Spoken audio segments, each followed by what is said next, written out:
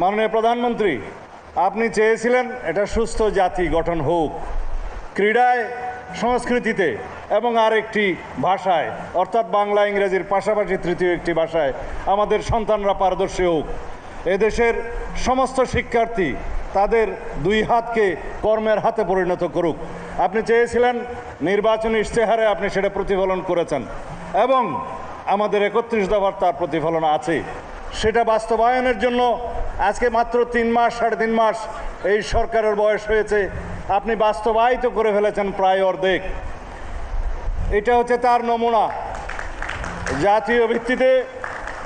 জাতীয় ভিত্তিতে আমাদের সন্তানদের শরীরচর্চা, খেলাধুলায় অংশগ্রহণ, সংস্কৃতি মানসিকতার মধ্য দিয়ে তারা যাতে গড়ে ওঠে এবং বিকাশ লাভ করে সুস্থ মানসিকতার মানুষ হয় এবং শারীরিকভাবে সুস্থ হয়, সুস্থ জাতি গঠন হয়, এইটাই আমাদের সকলের কামনা।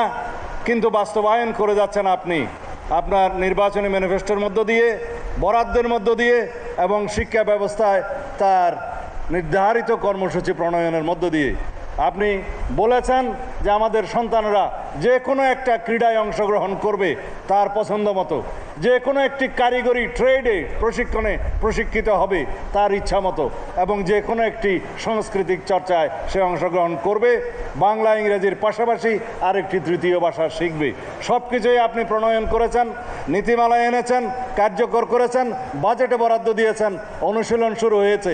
এটাই জাতি দেখতে চায়। ধন্যবাদ মাননীয় প্রধানমন্ত্রী। আমি আজকে যারা বিজয়ী হয়েছে তাদেরকে অভিনন্দন জানাচ্ছি, যারা রানার্স আপ হয়েছে তাদেরকে অভিনন্দন জানাচ্ছি, তারা আগামীতে চ্যাম্পিয়ন হবে।